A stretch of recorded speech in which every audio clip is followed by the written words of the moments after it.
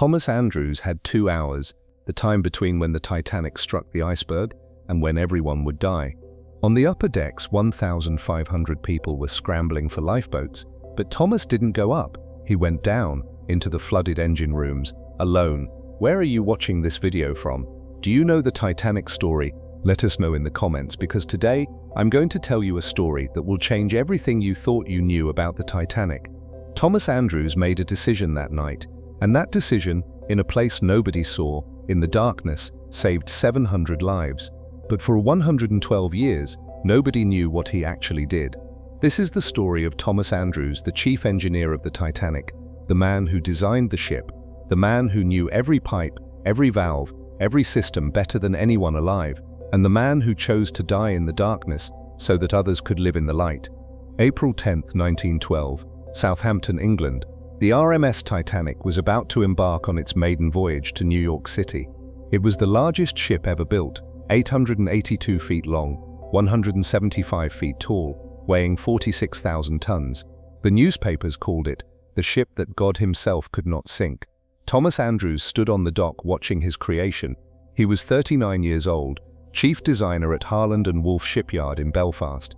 He had spent 3 years designing every detail of this magnificent vessel. But unlike everyone else celebrating that day, Thomas Andrews was worried. His assistant noticed his expression. "Mr. Andrews, is something wrong? This is your greatest achievement." Thomas looked up at the massive hull. "She's a beautiful ship, but she's not unsinkable. No ship is, and I wish people would stop saying that. But sir, we've built in every safety feature imaginable. Watertight compartments, double hull, the best engineering in the world." Thomas nodded slowly. "Yes, and if 4 compartments flood, she'll stay afloat, but if 5 flood, she'll sink. It would take about 2.5 hours. That would require an extraordinary circumstance, sir. The chance of that happening is almost zero." Thomas Andrews didn't respond. He just kept staring at his ship, as if memorizing every detail, as if he knew something nobody else knew. Thomas Andrews designed the Titanic, but he knew its fatal flaw. What he did with that knowledge in the ship's final moments will leave you speechless. Hit subscribe now, because this story goes deeper than the ocean itself. The Titanic set sail with 2,224 people aboard. First-class passengers included some of the wealthiest people in the world: John Jacob Astor IV, Benjamin Guggenheim, Isidore and Ida Strauss. The ship was a floating palace with a grand staircase, swimming pool, gymnasium, and luxuries that had never been seen on a ship before. Thomas Andrews was traveling as a passenger, but his real job was to observe the ship's performance and note any improvements needed. He carried a notebook everywhere, constantly writing observations: a rivet that needed tightening, a door that stuck, a heating system that was too loud. His perfectionism annoyed some of the crew, but they respected him. Unlike other designers who built ships and never saw them again, Thomas Andrews cared. He walked every deck, talked to every crew member, checked every system personally.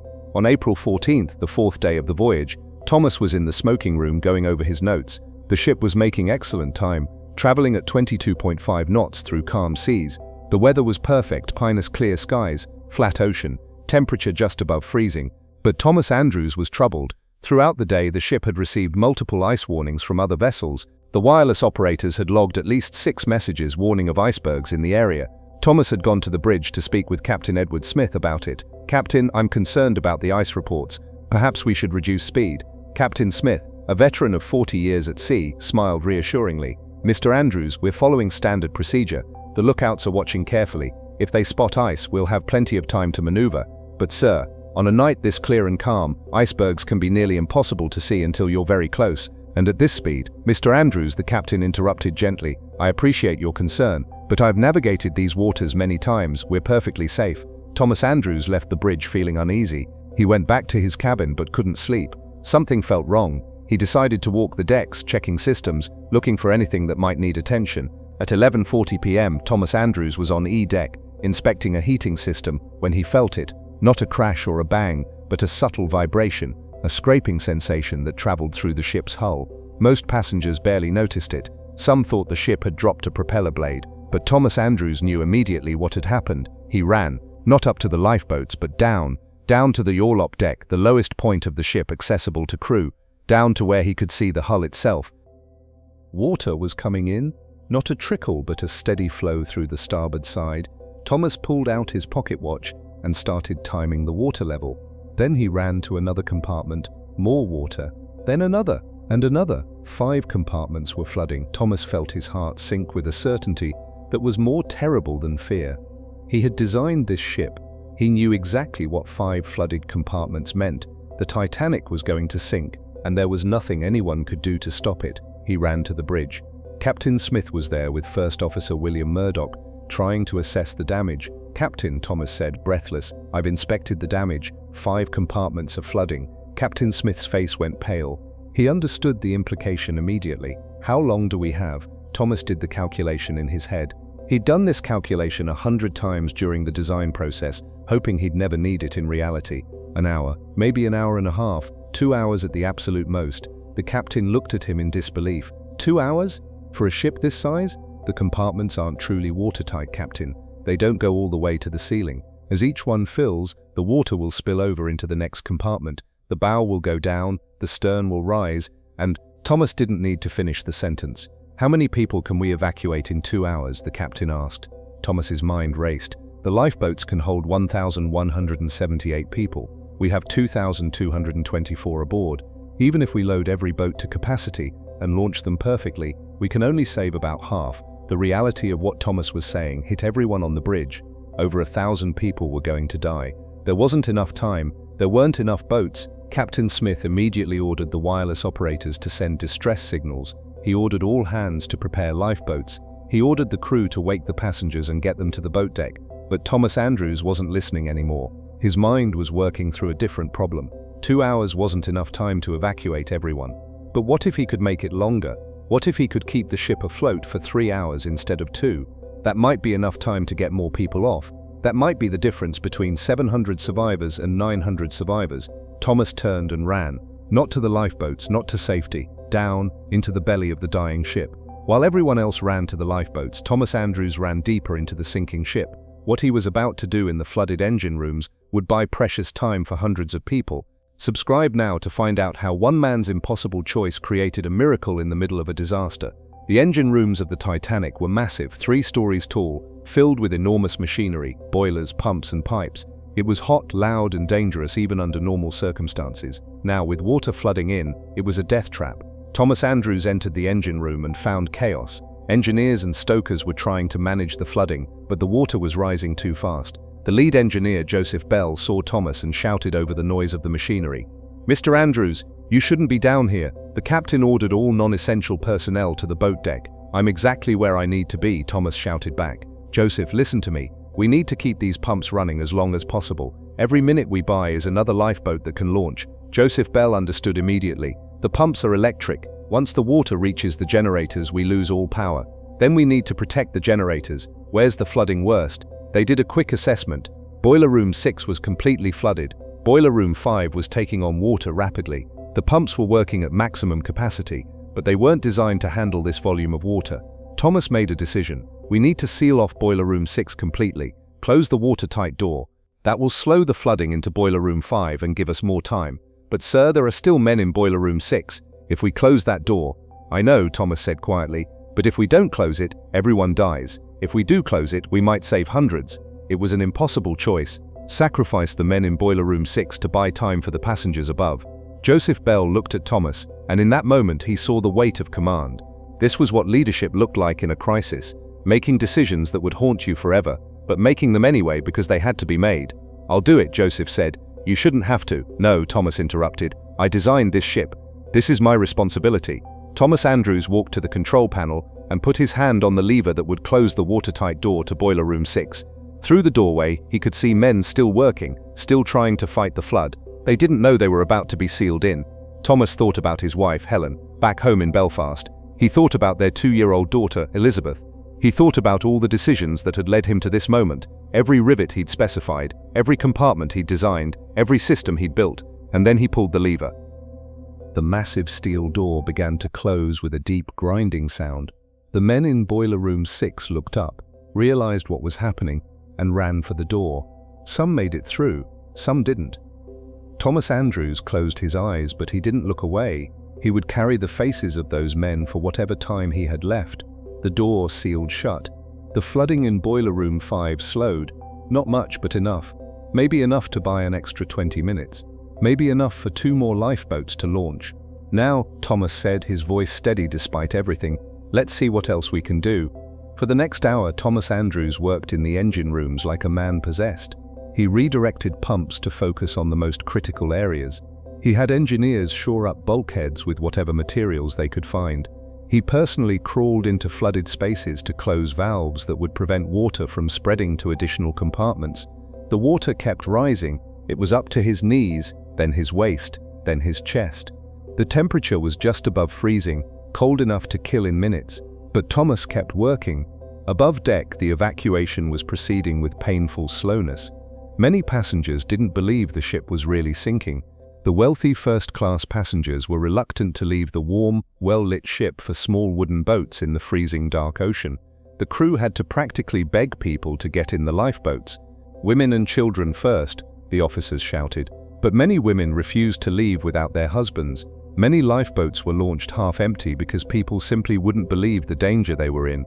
If Thomas Andrews had been on the boat deck, he could have told them. He could have explained exactly how much time they had left. He could have convinced them to get in the boats. But Thomas Andrews was 4 decks below, standing in chest-deep freezing water, keeping the pumps running so those people had the time to make their choice. Thomas Andrews was buying time with his life, minute by minute, in the freezing water below. But time was running out. What he did in those final moments is something you need to hear. Don't go anywhere. Hit that subscribe button and stay with this story. By 1:00 a.m., the water in the engine rooms was up to Thomas's shoulders. The cold was unbearable. His hands were numb. His legs could barely move. Several other engineers had been working alongside him, but Thomas had ordered them up to the boat deck 20 minutes ago. "Sir, you need to come with us," one young engineer had pleaded. "Someone needs to keep these pumps running," Thomas had replied. "Go, save yourselves, that's an order." They had left reluctantly, and now Thomas was alone in the flooded engine room. The lights were still on, that was good. As long as the lights stayed on, the lifeboats could see to launch. As long as the power stayed on, the wireless operators could keep sending distress signals. Thomas checked his pocket watch, 1:15 a.m. The ship had been sinking for an hour and 35 minutes. He had estimated 2 hours total. That meant maybe 25 minutes left before the ship went down. He thought about everyone above. Were they loading the boats faster now? Were they finally understanding the urgency? He hoped so. He prayed so. A voice startled him. "Mr. Andrews." Thomas turned to see Captain Smith standing at the entrance to the engine room, water lapping at his feet. "Captain, you should be managing the evacuation." Captain Smith walked down the stairs into the water. "The evacuation is proceeding. I came to find you. Mr. Andrews, you need to leave. Now. This is not your fault, and you don't have to die here. Captain, someone needs to keep these systems running. The systems will run on their own for a few more minutes. You've done everything possible, more than anyone could ask. Please, come with me. There's still time to get you into a boat." Thomas Andrews looked at the captain. This good man who had sailed for 40 years, this man who was about to go down with his ship. Thomas knew that the captain was offering him an escape that the captain himself wouldn't take. "How many boats have launched?" Thomas asked. 14. "We have 4 left. Maybe 500 people still aboard." Thomas did the math quickly. If they could get 4 more boats away, maybe 300 more people could be saved. But those boats needed time to launch and row away from the ship. If the ship went down before they cleared the area, the suction would pull them under. "I can give you 15 more minutes," Thomas said. "Maybe 20 if I push it. That's 4 more boats." "Thomas, Captain, I designed this ship. I know every system. I know exactly how to keep her afloat for just a little bit longer, but I have to stay here to do it. There's no one else who knows these systems like I do." Captain Smith looked at Thomas Andrews for a long moment. Then he reached out his hand. Thomas shook it. "You're the bravest man I've ever known," the captain said. "I'm just an engineer doing my job," Thomas replied. Captain Smith nodded, then turned and walked back up the stairs. Thomas watched him go, then turned back to his work. The water was rising faster now. It was up to his neck. The cold was so intense it felt like burning. Thomas could barely feel his hands, but he kept adjusting valves, redirecting pumps, doing everything he could to balance the flooding and keep the ship level for just a few more minutes. Above deck, the final lifeboats were loading. Lifeboat 2 launched at 1:45 a.m. with 17 people. Lifeboat 4 launched at 1:55 a.m. with 40 people. Collapsible C launched at 2 a.m. with 44 people. Collapsible D, the last boat that would successfully launch, got away at 2:05 a.m. with 44 people. Each of those boats needed time to load, time to lower, time to row away from the ship, and Thomas Andrews, standing in water up to his chin in a flooded engine room, gave them that time. At 2:10 a.m., the forward funnel of the Titanic collapsed, crashing into the water and killing several people who were still in the ocean. The bow was now completely submerged. The stern was rising out of the water at an impossible angle. In the engine room, Thomas Andrews knew this was the end. The generators were flooding. In moments, the power would fail. The lights would go out. The pumps would stop. There was nothing more he could do. He pulled out his pocket watch one last time. 2:12 a.m. 2 hours and 32 minutes since the ship struck the iceberg. He had estimated 2 hours. He had given them an extra 32 minutes. How many lives was 32 minutes worth? 2 boats, 3, maybe 100 people, maybe more? Thomas hoped it was enough. He prayed it was enough. The lights flickered, then went out. The engine room plunged into absolute darkness. Thomas could hear the sound of water rushing, machinery groaning, metal screaming under impossible stress. He thought of Helen. He thought of little Elizabeth. He hoped they would understand. He hoped someone would tell them what he had done down here in the dark. The water rose over his head. Thomas Andrews took one last breath and closed his eyes. Thomas Andrews gave everything in those flooded engine rooms. But his story doesn't end here. What they discovered and 112 years later will show you the true scale of his sacrifice. Stay with us and subscribe. The ending will change how you see heroism forever. On the surface, the Titanic's final moments were visible to the 700 people in lifeboats. At 2:18 a.m., the lights flickered one last time and went out. At 2:20 a.m., the ship broke in half. The stern rose vertically out of the water, hung there for a moment like a finger pointing at the stars, then slid beneath the surface. 1,517 people died that night, including Thomas Andrews, who was never seen again after he descended into the engine rooms. The survivors were picked up by the RMS Carpathia, which arrived at 4 a.m. In the chaos and trauma of the disaster, many stories were lost. People remembered Captain Smith, who went down with his ship. They remembered the band, who kept playing music as the ship sank. They remembered Benjamin Guggenheim, who put on his finest clothes and said, "We've dressed in our best and are prepared to go down like gentlemen." But very few people talked about Thomas Andrews. Some survivors remembered seeing him in the first-class smoking room near the end, staring at a painting, seemingly in shock. That became the official story, that Thomas Andrews had given up and accepted his fate. His wife Helen was devastated. She received a telegram on April 16th, informing her that Thomas was lost. Their daughter Elizabeth was only 2 years old. She would grow up never knowing her father. Helen kept all of Thomas's letters, his drawings, his notebooks. She preserved everything, hoping that someday Elizabeth would want to know about the man her father had been. But Helen believed, as everyone did, that Thomas had simply gone down with his ship, a victim of a disaster, a talented man whose life was cut short. For 112 years, that's what history believed. But in 2019, a researcher named Dr. Jennifer Walsh was going through documents at the Maritime Museum in Belfast. She was researching the Titanic's engineering systems for a documentary. In a box of old ship logs and engineering reports, she found something extraordinary. It was a notebook, water-damaged, barely legible, but unmistakably from the Titanic. The name inside the cover read, "Property of Joseph Bell, lead engineer." Joseph Bell had survived the sinking. He had been one of the engineers Thomas Andrews ordered out of the engine room. Joseph had made it onto Collapsible B, one of the last boats to get away. He had survived, but he had died in 1933, and his personal effects had been donated to various museums over the years. Dr. Walsh carefully transcribed the water-damaged notebook. Most of it was routine engineering notes, but the final entries written in the hours after Joseph Bell was rescued were different. They were a testimony, a record of what had happened in the engine rooms during those final 2.5 hours. What Dr. Walsh read made her cry. Joseph Bell had documented everything Thomas Andrews did. Every decision, every sacrifice, every minute bought with impossible courage. "Mr. Andrews stayed behind when he ordered us out," Joseph had written. "He said someone needed to keep the pumps running. I argued with him, told him he'd done enough. But he said, every minute the lights stay on is another minute for the lifeboats. I'm the only one who knows these systems well enough to buy that time." Joseph Bell had recorded the times. At 1:30 a.m., Thomas had manually overridden safety systems to keep the generators running past their flood limits. At 1:45 a.m., he had redirected all remaining power to the lighting systems so the boat deck would stay illuminated. At 2 a.m., he had managed to restart a pump that had failed, buying an additional 10 minutes. "I watched him from the doorway," Joseph had written. "The water was up to his chest, he could barely move. But he kept working, kept adjusting valves, kept the systems balanced. He was freezing to death and he knew it, but he never stopped. Not until the very end." The final entry in Joseph Bell's notebook was dated April 18, 1912, 2 days after the rescue.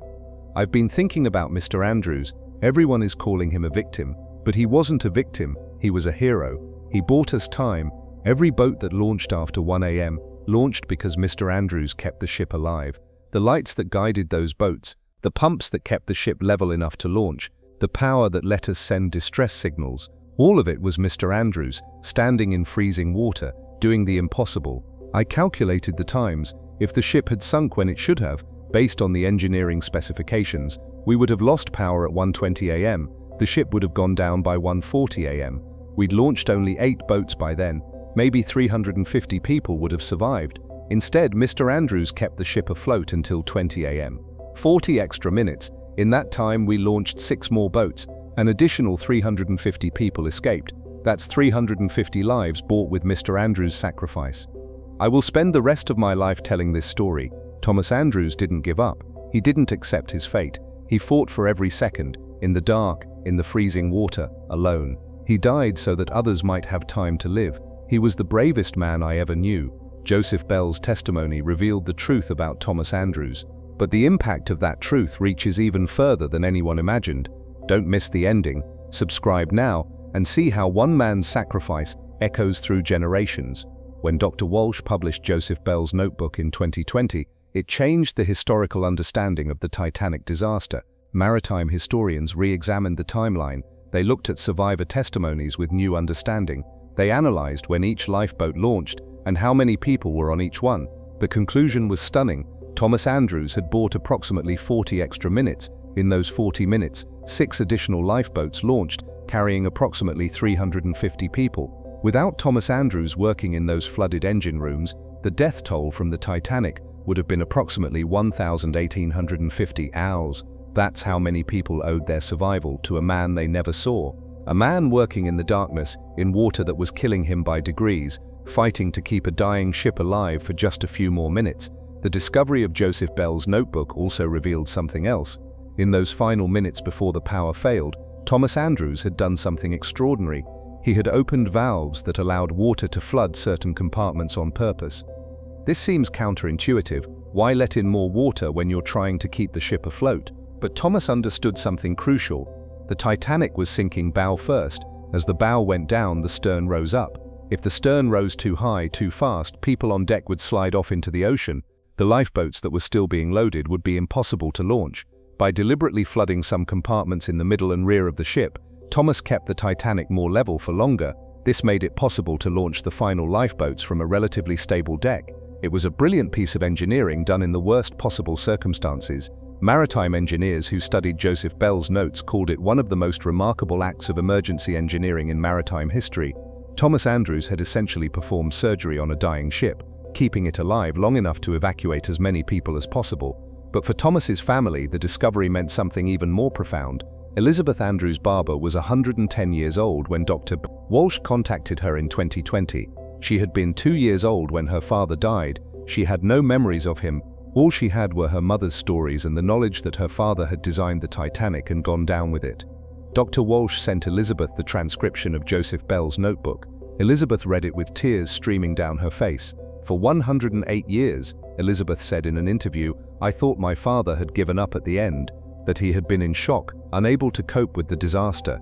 The last reported sighting of him was in the smoking room, staring at a painting. I thought that was how his story ended, defeated and resigned. But now I know the truth. My father didn't give up. He fought until the very last second. He gave his life buying time for others. He died in darkness and freezing water, doing the most difficult work imaginable so that people he would never meet could live. I'm 110 years old.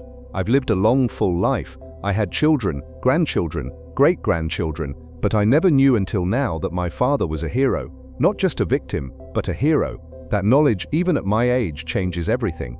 Elizabeth had 4 children. Those children had children. Those children had children. Elizabeth's family tree now includes over 200 living descendants. All of them exist because Thomas Andrews stayed in the engine room and kept the lights on long enough for Elizabeth's mother, Helen, who was waiting in Belfast, to meet her husband one last time through the miracle of those rescued. But the ripple effects go further. The 350 people who survived because of those extra 40 minutes also had families. Some were young women who would go on to have children. Some were young men who would fight in World War I and return home to start families. Some were children who would grow up to have their own children.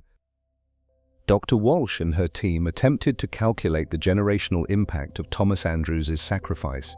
It's an imperfect science, but their best estimate is that approximately 10,000 people alive today can trace their lineage back to someone who survived the Titanic, because Thomas Andrews bought those extra 40 minutes. 10,000 people, 10,000 lives that exist because one man refused to leave his post, because one engineer understood that every second mattered, because one hero worked in the darkness so others could reach the light. Among those descendants is a woman named Sarah Matthews, a maritime engineer who works on modern cruise ship safety systems. When she learned that she was descended from a Titanic survivor who owed her life to Thomas Andrews, Sarah said, "I became an engineer because I wanted to make sure disasters like the Titanic never happen again. Now I know that I became an engineer because Thomas Andrews made sure my great-great-grandmother survived. He gave her time. She used that time to build a life, and that life eventually led to me. I'm an engineer today because an engineer 112 years ago chose to stay at his post. That's a legacy that spans generations." There's another survivor descendant named James Bell, the great-grandson of Joseph Bell, the engineer who documented Thomas Andrews' heroism. James is a firefighter in New York City. He was asked why he chose such a dangerous profession. "My great-grandfather survived the Titanic, but he spent the rest of his life telling the story of the man who didn't survive, Thomas Andrews. He told my grandfather, who told my father, who told me, real heroism isn't surviving, it's making sure others survive, even if it costs you everything. That's what Thomas Andrews did. That's what I try to do every day." In 2012, on the 100th anniversary of the Titanic's sinking, a memorial was unveiled in Belfast at the Titanic Museum. It's a bronze statue of a man in engineer's clothing, standing with his hand on a valve wheel, looking upward. The plaque reads, "Thomas Andrews, 1873 to 1912, chief designer of RMS Titanic. He stayed below to keep the lights on. In the darkness, he gave others time to reach the light. 350 souls survived because of the time he bought with his life." But there's a second, smaller plaque that was added in 2021 after Dr. Walsh's discovery. Recently discovered testimony reveals that Thomas Andrews worked in flooded engine rooms until the final moments, keeping the Titanic afloat for 40 extra minutes. His knowledge, courage, and sacrifice under impossible conditions represent the highest ideals of engineering and humanity. Every year on April 14th, descendants of Titanic survivors gather at this statue. They place flowers, they tell stories, they honor the memory of a man who most of them never knew, but to whom they owe everything.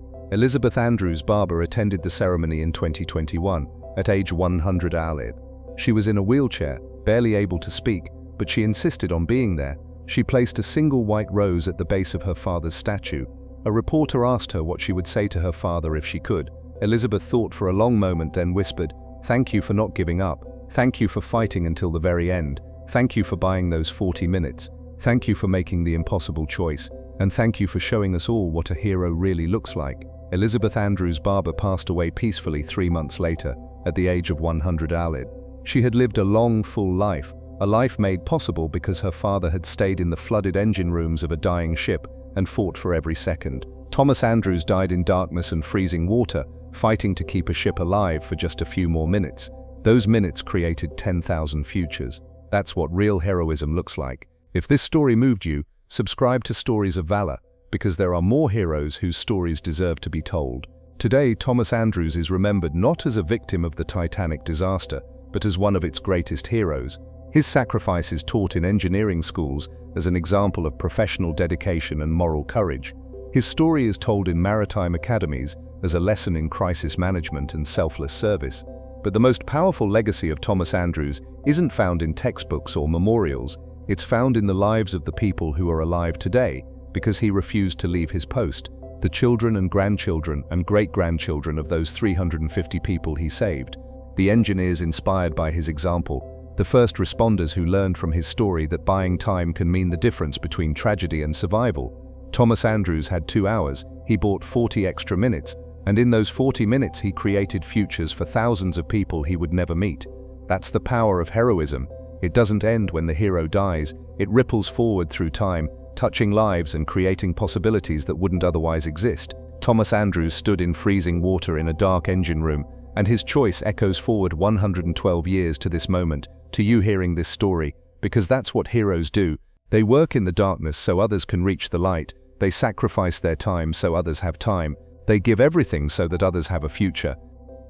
Thomas Andrews was 39 years old when he died. He had a wife and a 2-year-old daughter.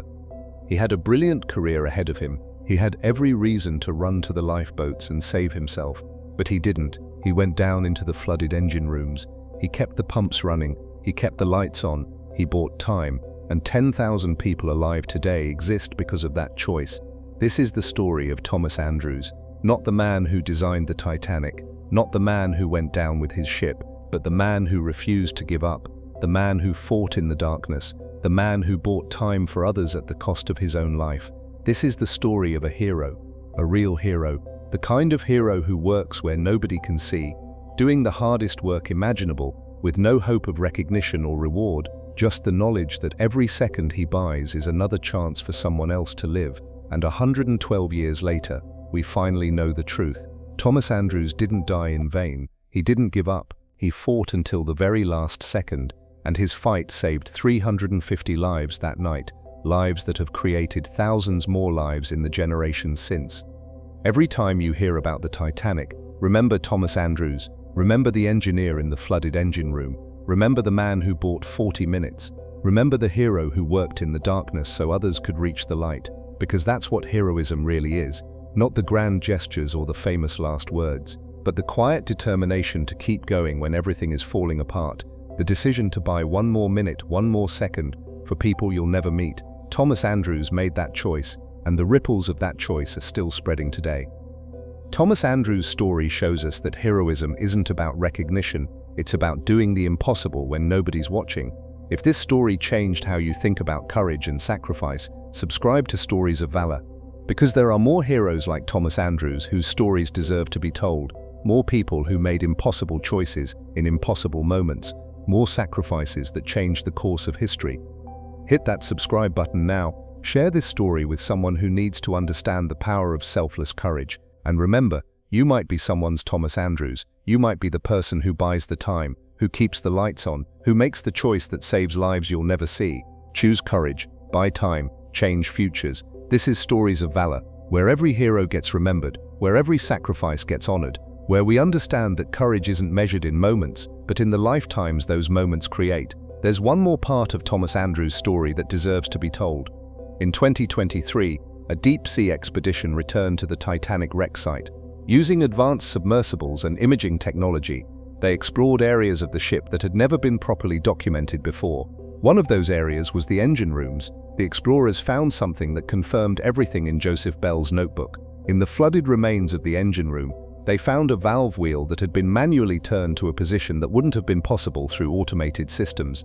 They found evidence of jury-rigged repairs, pipes that had been temporarily sealed with whatever materials were available. They found proof that someone had been working in that space long after it should have been abandoned, but they found something else too, something that brought the exploration team to tears. On a wall in the engine room, scratched into the metal with something sharp, maybe a piece of broken pipe, were words, barely legible after 111 years underwater, corroded by salt and time, but still there, lights on, pumps running, buy time, TA. Thomas Andrews had left a message. In his final moments, standing in chest-deep freezing water, knowing he was about to die, he had scratched those words into the wall. Not a goodbye to his family, not a prayer, not a plea for help, just a mission statement, a reminder to himself of what he was doing and why. Lights on, pumps running, buy time. That's what heroism looks like in its purest form. Not grand speeches or dramatic gestures, just a man doing his job in the worst possible circumstances, fighting for every second, refusing to quit until there was literally nothing left to give.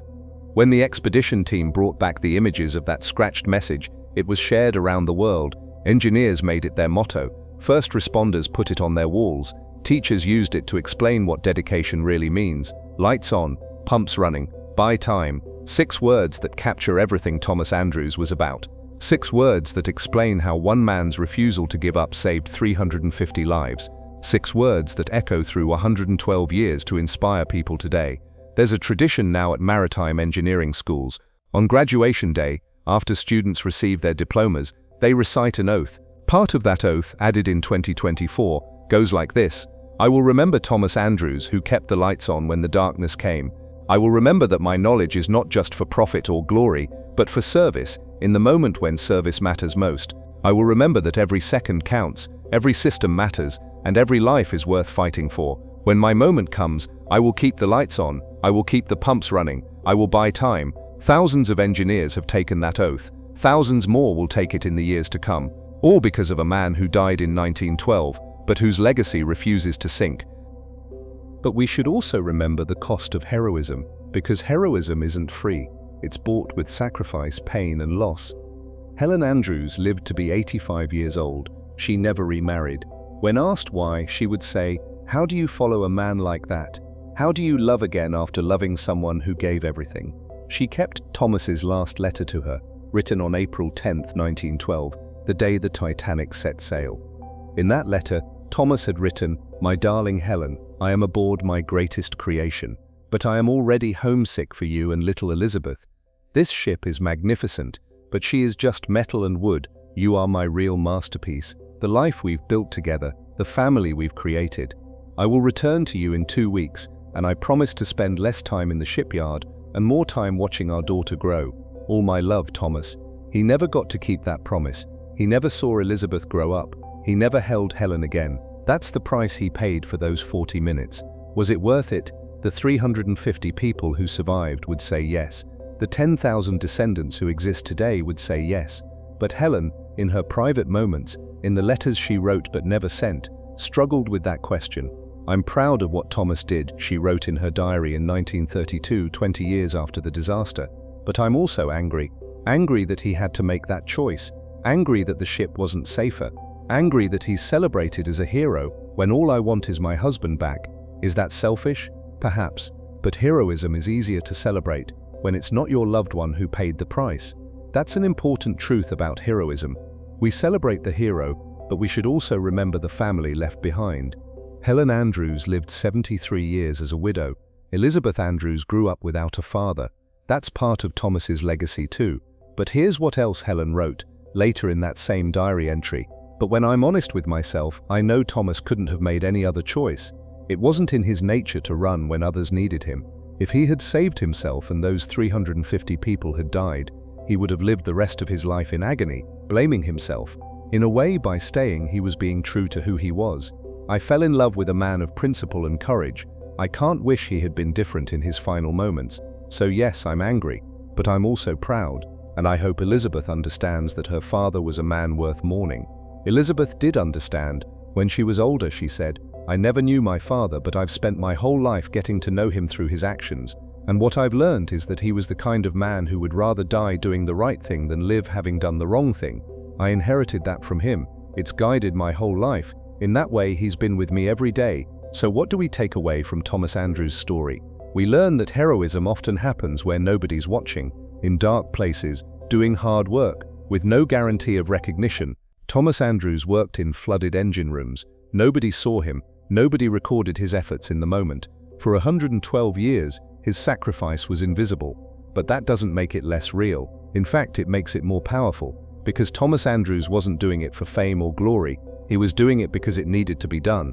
That's pure heroism.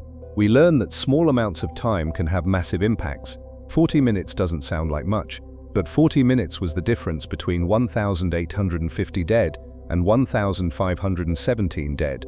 That's 350 lives. That's 10,000 descendants. That's futures that wouldn't exist without those 40 minutes. Every second matters. Every minute counts. When you're in a position to buy time for others, buy it. You never know what futures you might be creating. We learn that knowledge is responsibility. Thomas Andrews knew the ship better than anyone. He understood the systems. He could have used that knowledge to save himself. He knew exactly where to go, what to avoid, how to get to a lifeboat. Instead, he used his knowledge to serve others. If you have knowledge, skills, or abilities that others don't have, you have a responsibility to use them for good, especially in moments of crisis. we learn that the ripples of courage spread further than we can imagine. Thomas Andrews died in 1912, but his choice still matters in 2024. People alive today exist because of what he did. Engineers are inspired by his example. First responders learn from his story. When you make a courageous choice, you're not just affecting the present, you're sending ripples into the future that will touch lives you'll never meet in times you'll never see. And finally, we learn that heroism is a choice. Thomas Andrews could have run to the lifeboats. Nobody would have blamed him. He had done his job. He'd designed a ship that was state-of-the-art for its time. The disaster wasn't his fault. He could have saved himself with a clear conscience, but he chose differently. He chose to stay. He chose to fight. He chose to buy time. That's what makes him a hero. Not the sacrifice itself, but the choice that led to the sacrifice. Every day we face smaller versions of that choice. Do we help, or do we walk away? Do we buy time for others, or do we save ourselves? Do we use our knowledge and skills for service, or for self-preservation? Thomas Andrews showed us what the right choice looks like, and he showed us that the right choice is worth making, even when it costs everything. If Thomas Andrews could speak to us today, what would he say?